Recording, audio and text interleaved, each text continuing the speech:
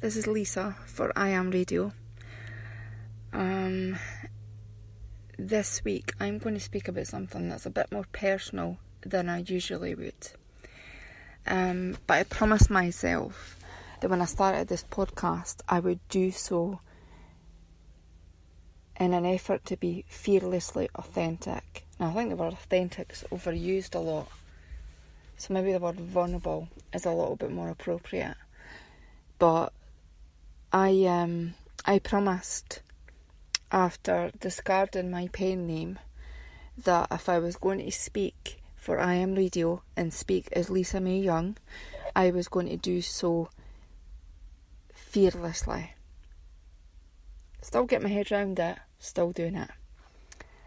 And the thought of this podcast came to me in the last week. I just felt inspired to do it. I remember I was sitting a couple of months ago, and I was sitting having a conversation with my granddad Pete, who recently passed away, and I'd gone in to see my grandparents, as I usually do, and my gran showed me through the living room where my granddad was, where she made a cup of tea, and me and my granddad are just sitting here, and he turns around and looks at me, and he looks quite confused for a couple of minutes, and and he looks at me and he says, "Lisa, is it once or twice you've been married?" Like he'd been to a wedding and couldn't remember how many times or which wedding or who it was. And I said to him, I says, "No, only once, Grandad, only once." And he was a really nice man, but it just didn't work out.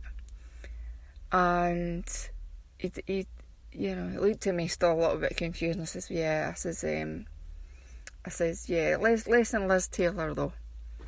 She was 8. And he says, "Oh aye, oh yeah." And I think if I'd actually said to him, "Yeah, I've been married 6 times," and whatever, he would have completely still smiled at me and absolutely accepted it.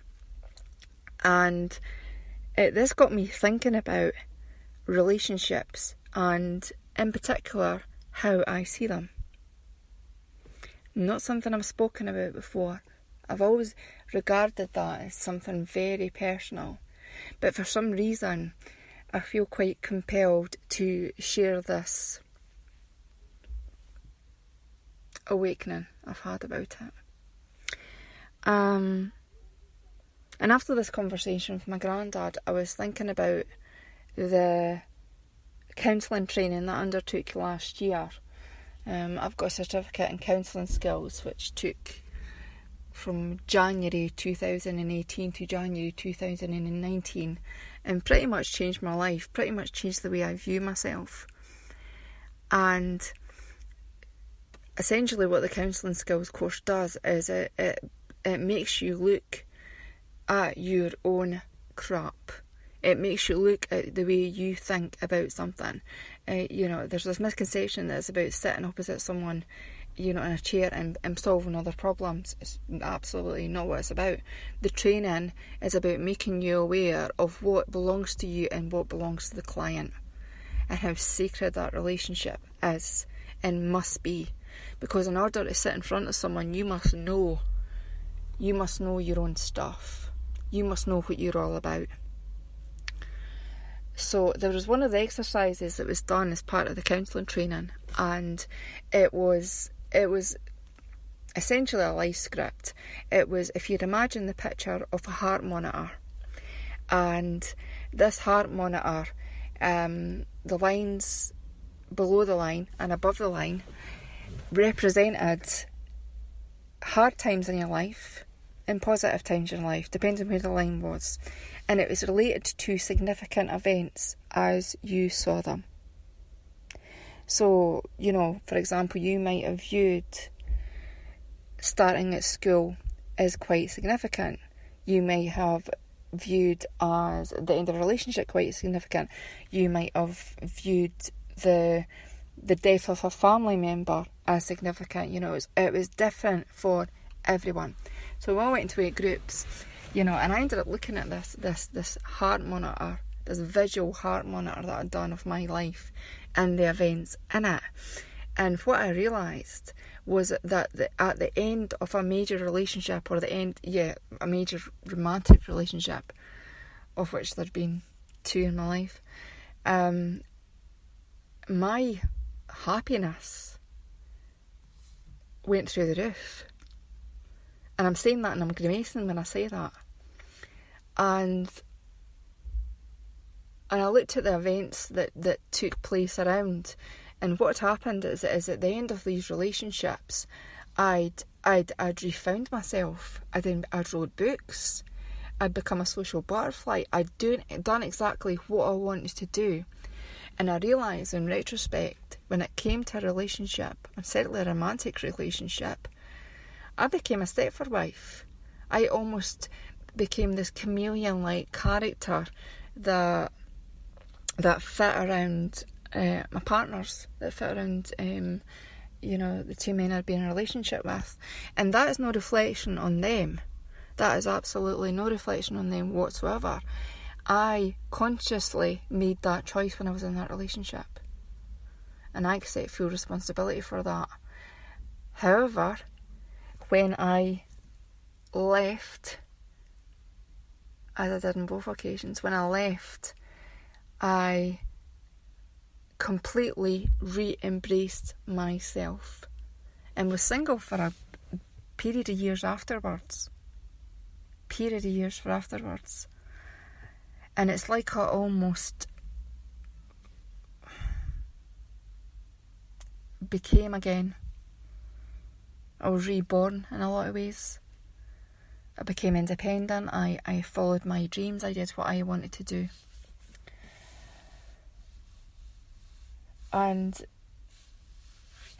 thinking about, in terms of relationships, I started thinking a bit more deeply about it, because as a trainee counsellor, you think deeply about it, and as a labourer rising, I think about everything far too much. And what I realised, that the way I've behaved in the relationships has reflected my relationship with myself. I've not really known who I was until, I'd say, the last couple of years. And I did so by remembering, and I did it by remembering trauma. And that's not something I've ever said out loud. That's not something I've ever said publicly. And it's not something I'm only going to speak around that, what I'm willing to speak around that.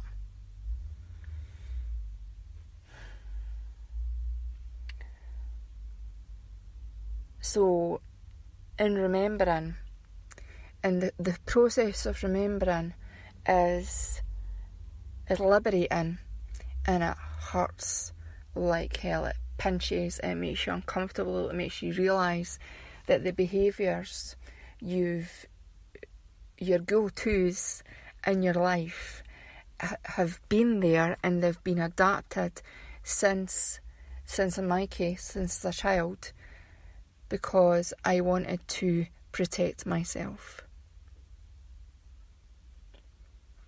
So it's a very deeply personal epiphany to have, that realising that something that wasn't my responsibility, it wasn't my fault, has impacted on my life in such a large scale. But at the same time, if it hadn't happened, I wouldn't be the same person I am now. I wouldn't be wanting to help people. I wouldn't be wanting to do this podcast. I wouldn't be wanting to endlessly create. However, when it comes to relationships, I've actively avoided them for years. When someone gets a little bit too close, I run. I run for the hills, because I am not going to let anybody else hurt me.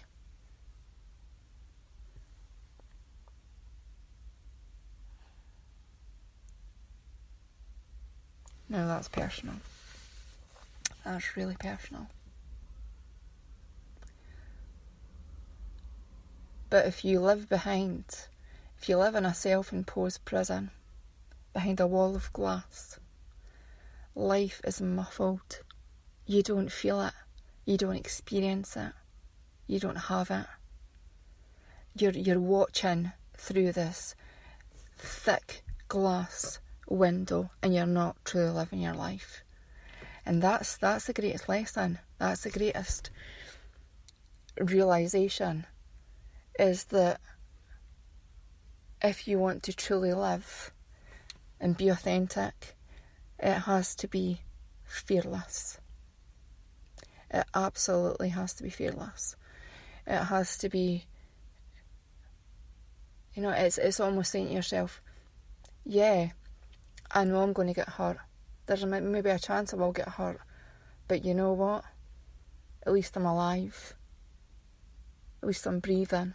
At least I'm fully experiencing life with another person. And then I started thinking about, what did I want? What do I want from this? What do I want? Who do I want? There's usually, trust, respect, loyalty. That's respect, in my view, respectful givens.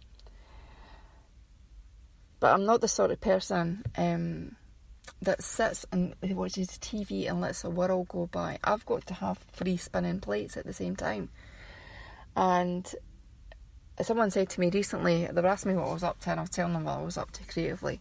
And they looked at me and said, you need to be busy, Lisa, don't you? And it's true. It's true. I'm not one of those people that can sit and just, binge watch on Netflix for 5 hours without doing some writing on the side of it, or reading and, doing something. I've got to have 10 spinning plates at one time. I really, really want to do the 10 spinning plates at one time. I can do 2 at the moment. But I've got to have my finger on a few pies. That's just the way I am creatively. I've got to be working on different projects. I've got to be busy. And I am no angel. I'm no perfect person. I've got flaws. I'm not patient. I think I should, when I want something the day before I thought about it. And my greatest lesson over the last few years has just been to sit back and watch and learn. And it's not been an easy process. But I'm getting really good at it. I'm getting really good at just sitting back and waiting and watching and seeing and experiencing. And it's been quite beautiful. Feels beautiful.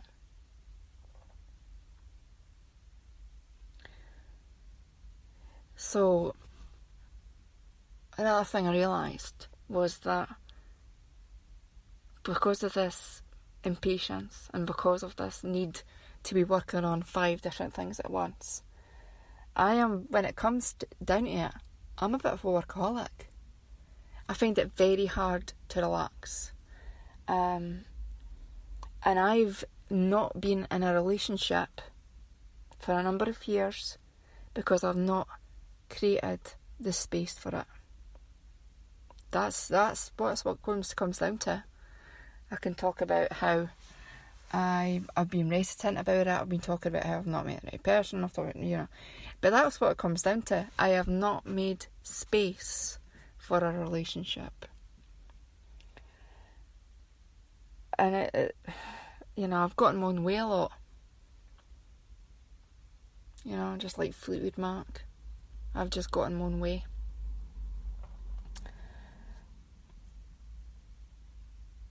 So, I asked myself that question a few minutes ago. What do I want?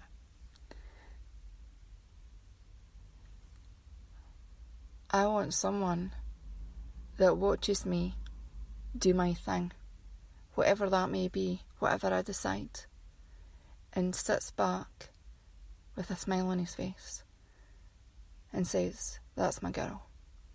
That's what